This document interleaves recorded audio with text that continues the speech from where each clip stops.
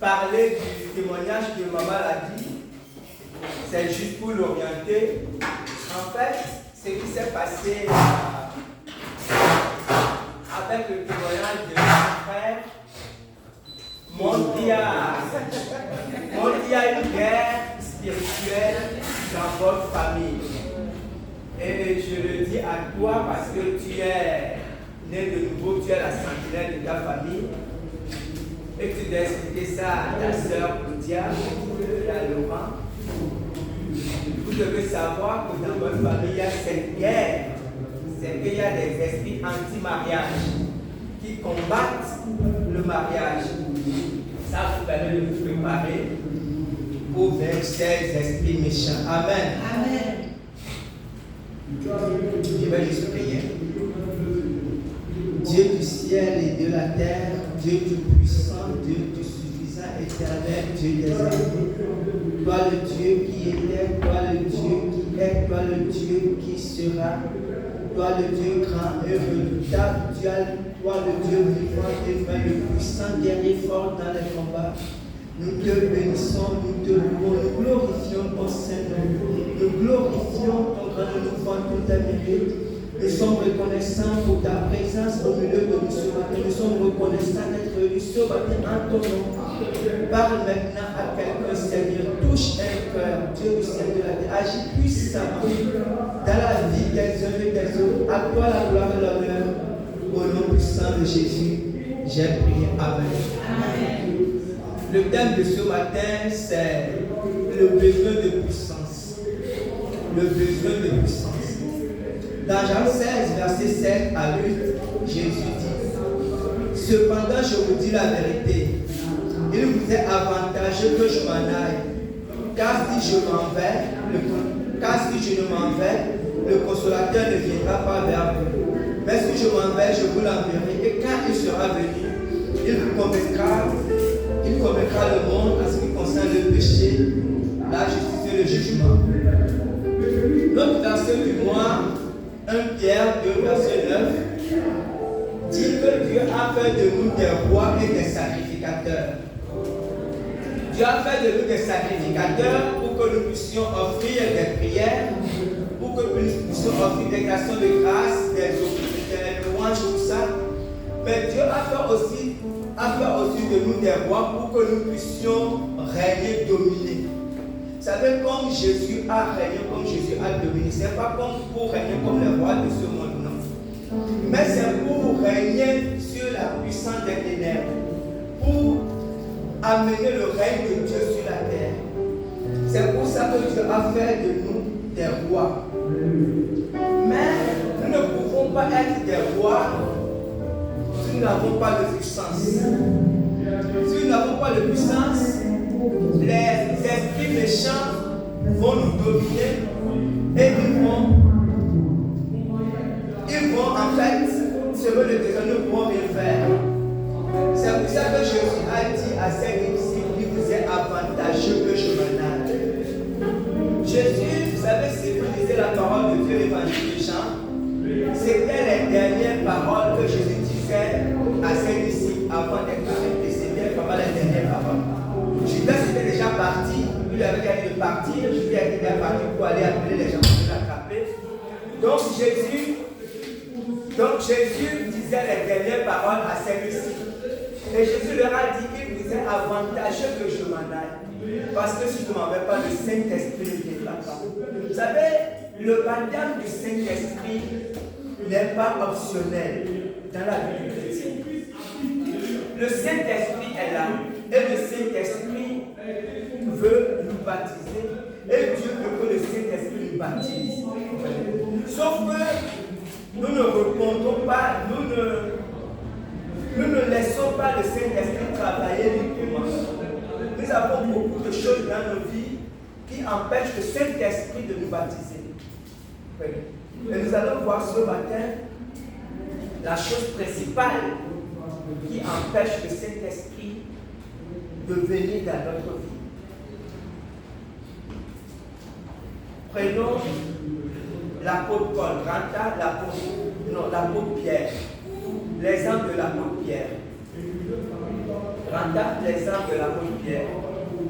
La vie de l'apôtre Pierre est un très bon exemple, un bel exemple pour montrer l'importance du baptême du Saint-Esprit dans la vie d'une personne. Dans Jean 17, verset 16, Jésus a dit: ils ne sont pas du monde comme moi je ne suis pas du monde. En fait, Jésus, par ses paroles, montre que les disciples, du moins les 11, et puis on verra plus tard peut-être les 120, étaient déjà nés de nouveau. Ils étaient déjà, comme disait moi, ils étaient nés de nouveau. Donc, Jésus disait qu'ils n'étaient plus du monde. Ils étaient déjà enfants de Dieu. Mais plusieurs passages bibliques montrent leur comportement, notamment le comportement de Pierre, avant qu'il ne soit baptisé du Saint-Esprit. Nous allons regarder quelques comportements de Pierre. Je vais lire plusieurs versets, et puis après je vais essayer de continuer avec vous pour me faire gagner du temps. Je lis d'abord Matthieu 16, versets 22 à 23. Pierre ayant pris à part se mit à le reprendre et dit: à Dieu ne plaise, Seigneur, cela ne t'arrivera pas. Mais Jésus se retourna et dit à Pierre: arrière de moi, Satan. Tu mets en scandale, car tes pensées ne sont pas les pensées de Dieu, mais celles des hommes.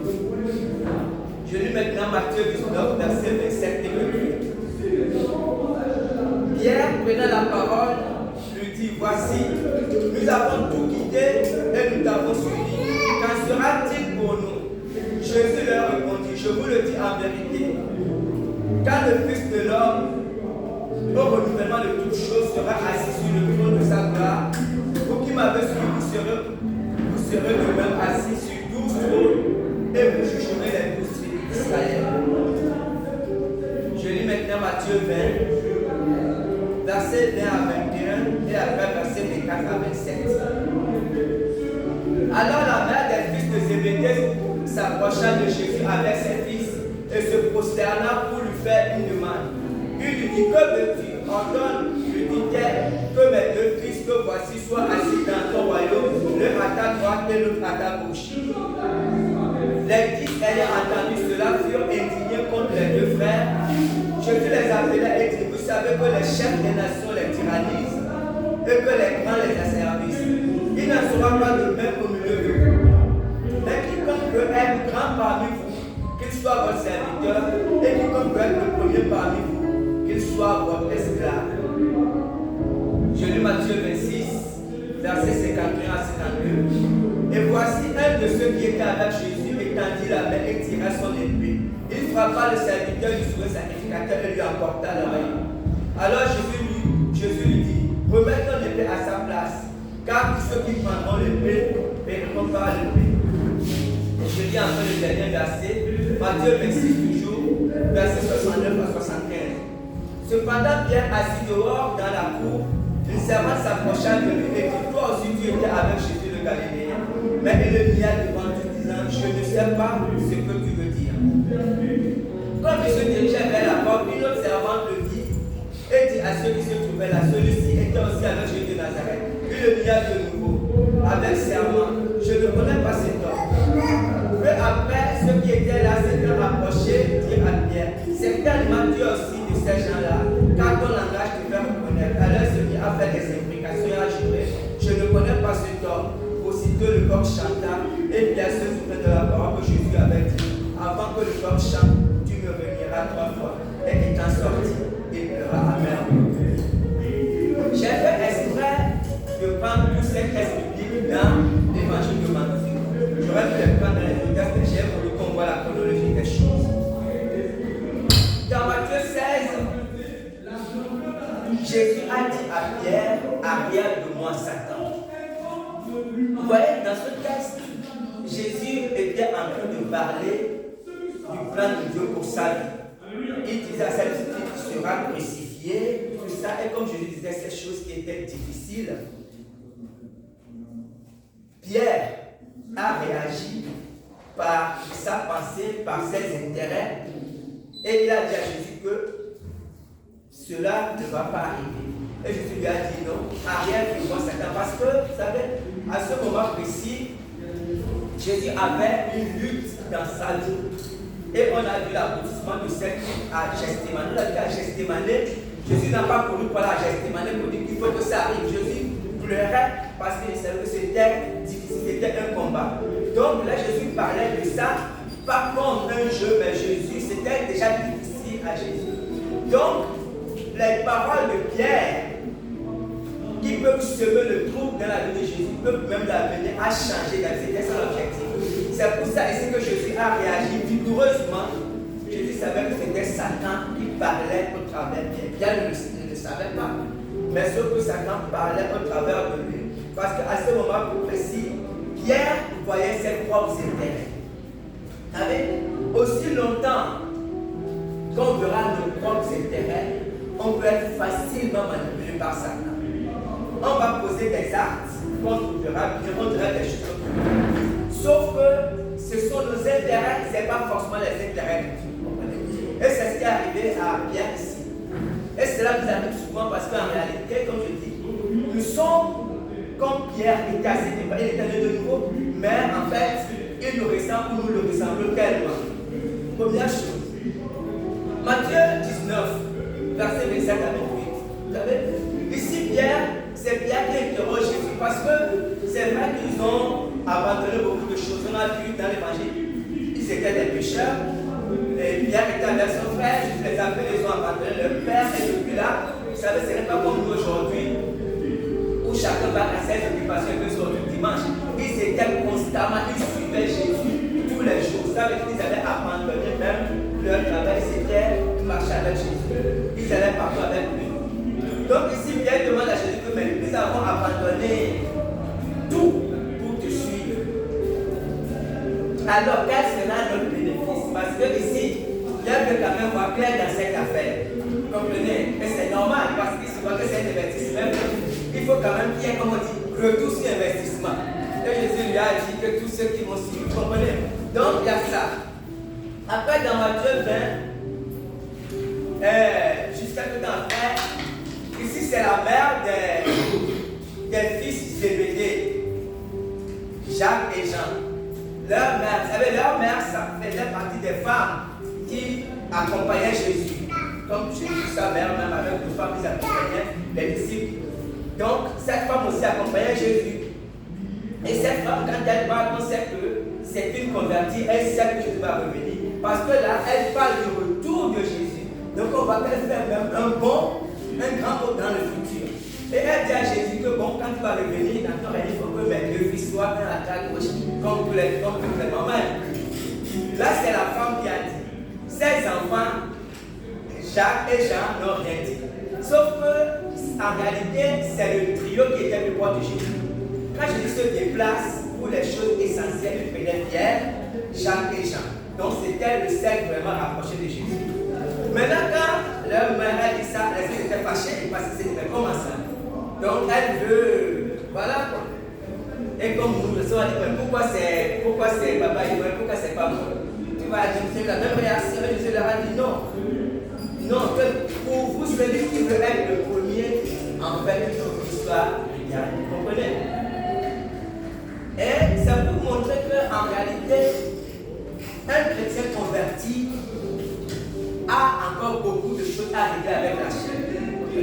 La chair a encore une grande partie. L'intérêt a encore une grande partie.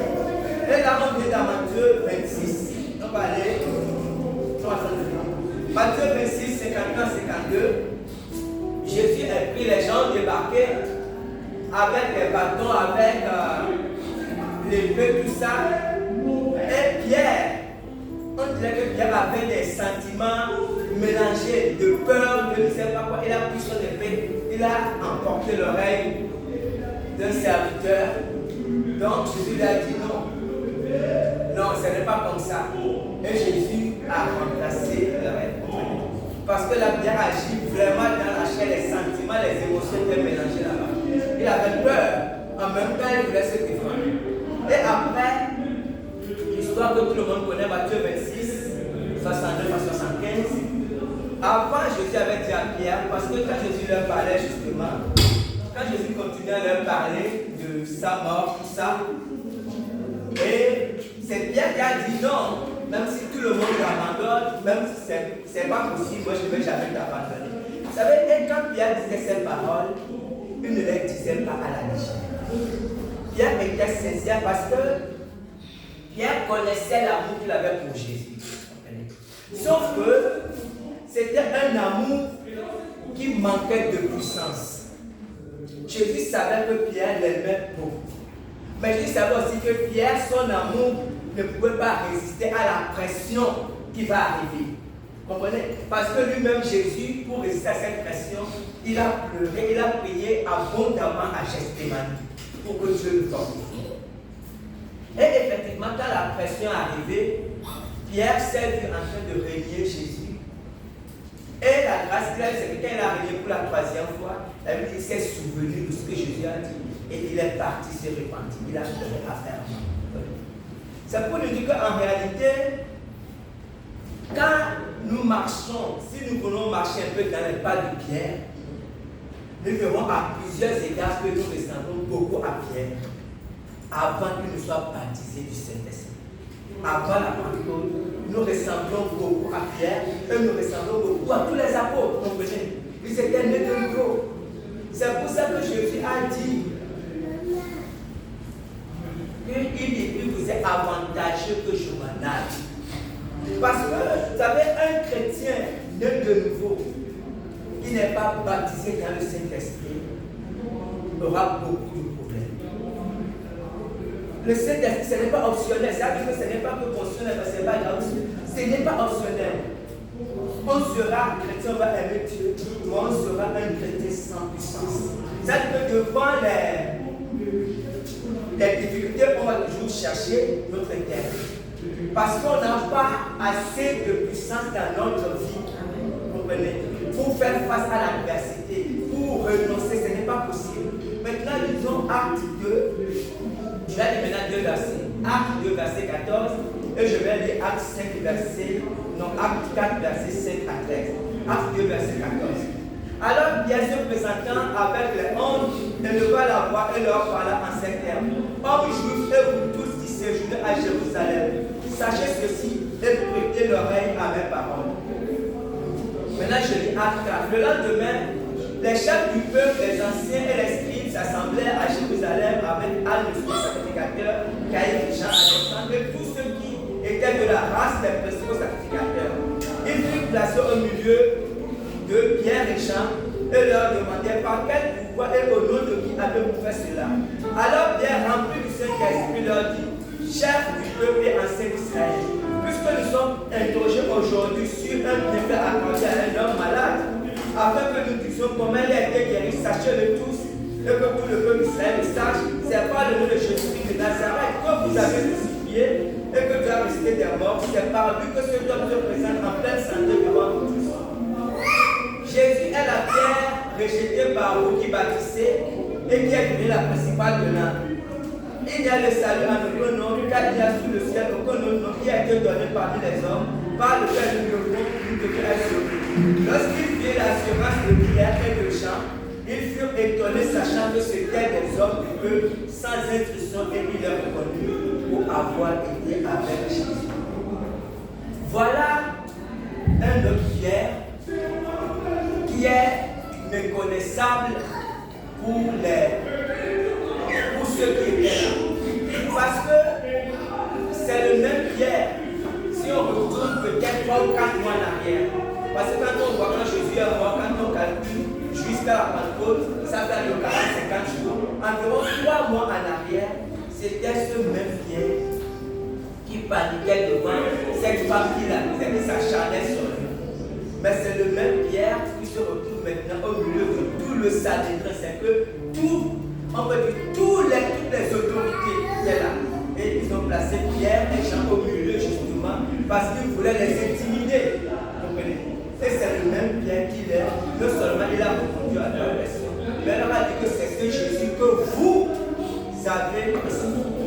Vous comprenez? Donc Pierre avait une certaine assurance qui les a dit, mais comment ça? Et ils ont reconnu qu'il était avec Jésus. Donc quand Jésus dit dans Acte 1, mais vous recevrez une puissance, le Saint-Esprit survenant sur vous, Vous savez, ce n'est pas une option. C'est quelque chose que nous devons chercher à avoir. Si nous voulons être des chrétiens forts, si nous voulons être délivrés du péché, si nous voulons que la paix soit brisée dans nos vies, nous devons chercher le Saint-Esprit. Or, le Saint-Esprit est là, il veut nous remplir. Grand B, le manque de consécration. Le manque de consécration.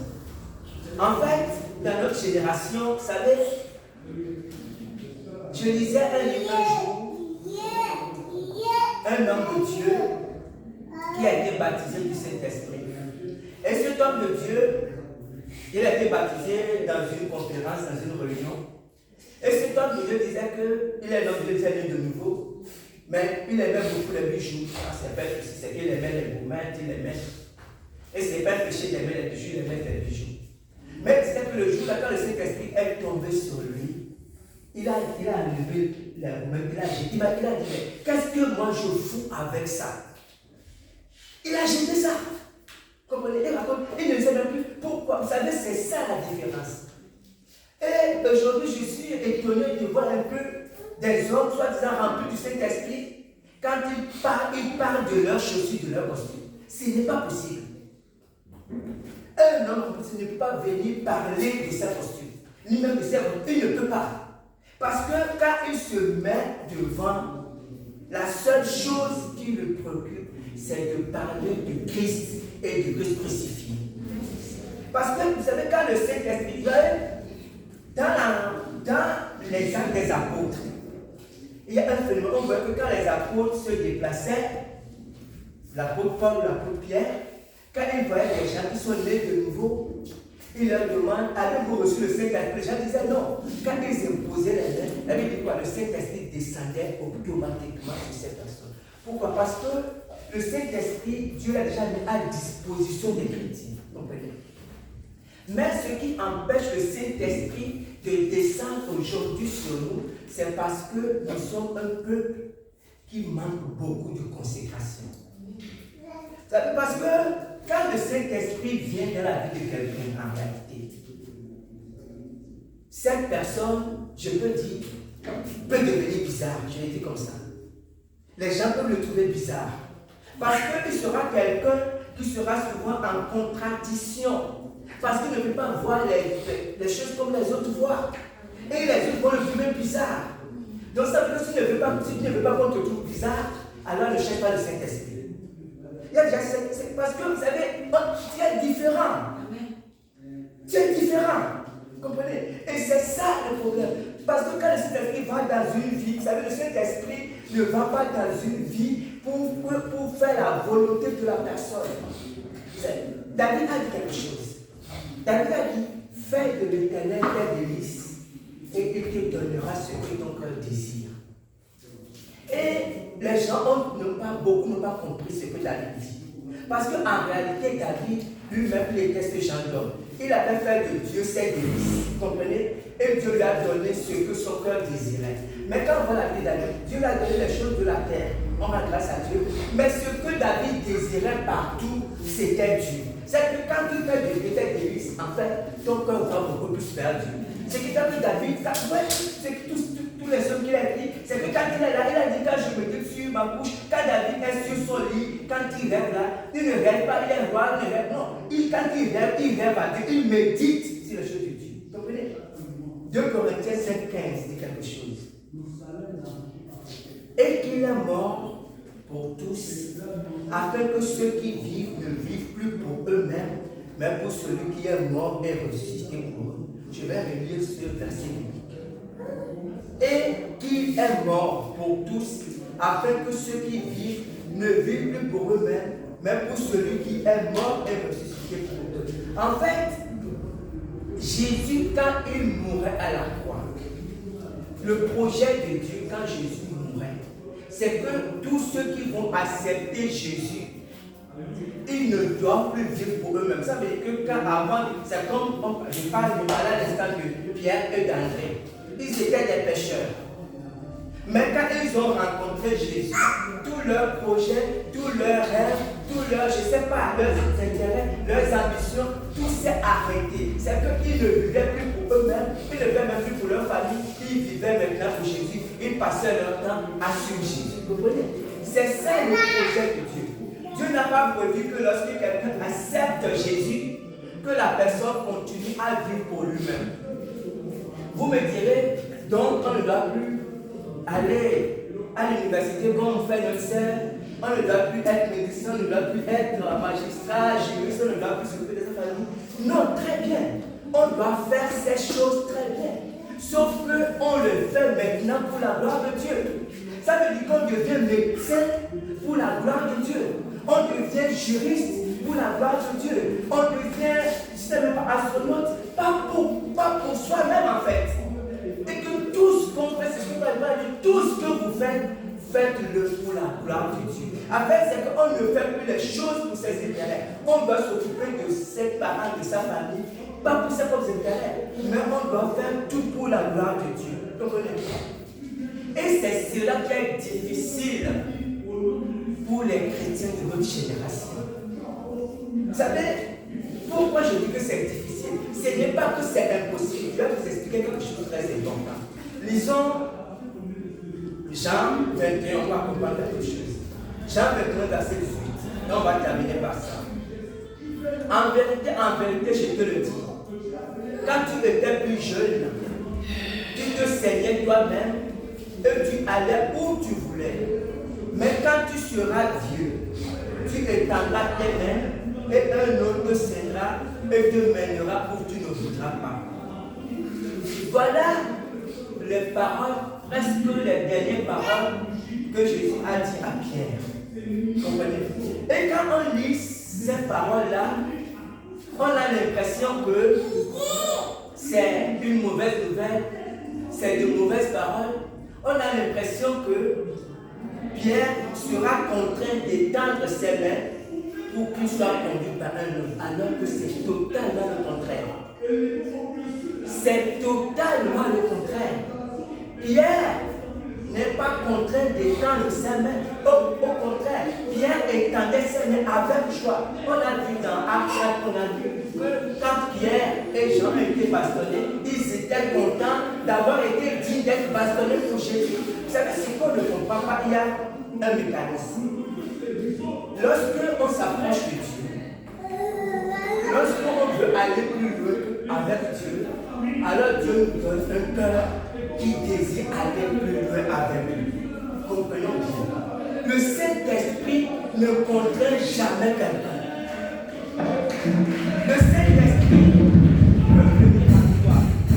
Mais tu dois l'expirer, c'est-à-dire qu'à un moment donné, de tout ton cœur.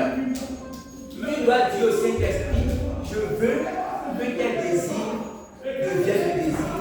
Je veux que tes intérêts deviennent mes intérêts. Je veux que tes choix deviennent mes choix. Je veux le savoir.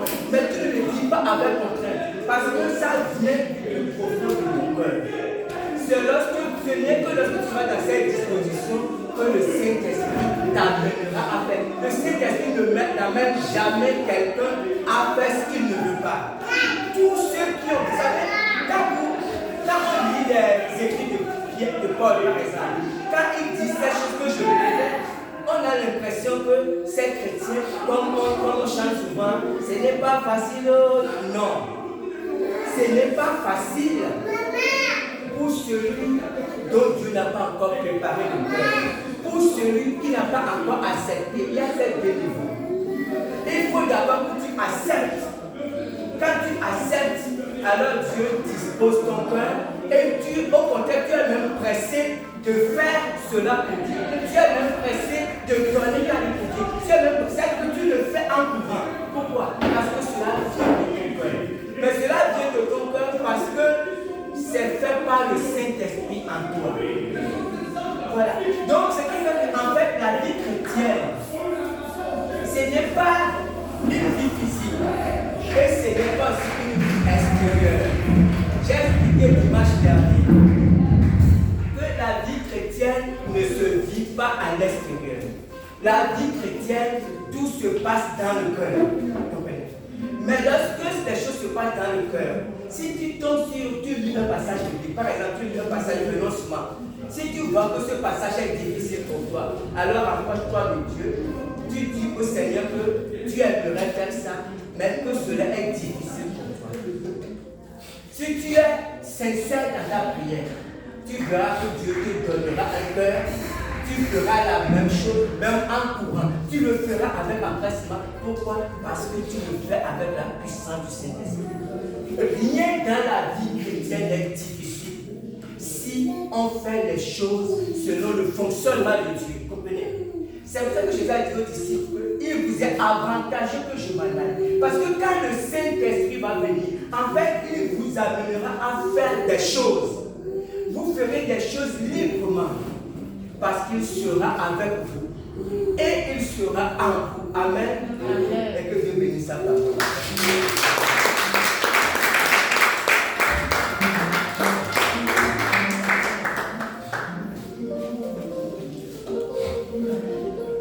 Quand j'étais jeune, il y avait un petit, je ne sais pas si quelqu'un pouvait chanter ça, juste pour aller voir.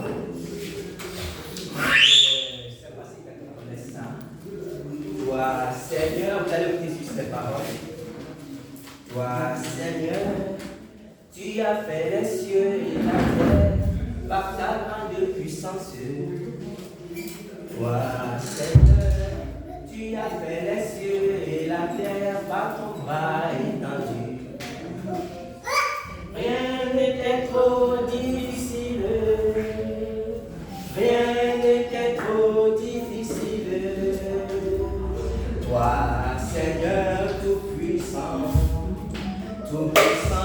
et compatissant, oh, rien,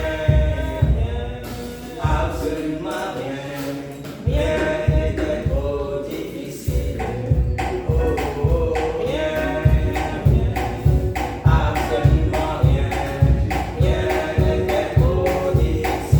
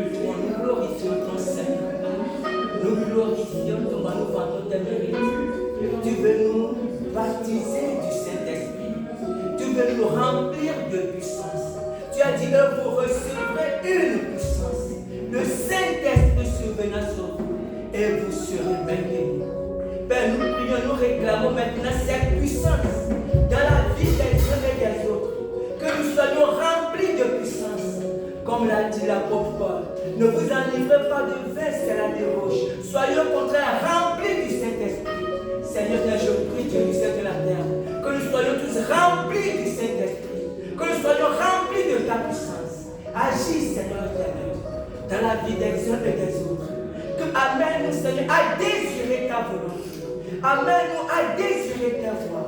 Amène-nous à désirer, Seigneur, tes désirs dans nos vies. À toi la gloire et l'honneur. Au nom puissant de Jésus, j'ai prié. Amen. Amen.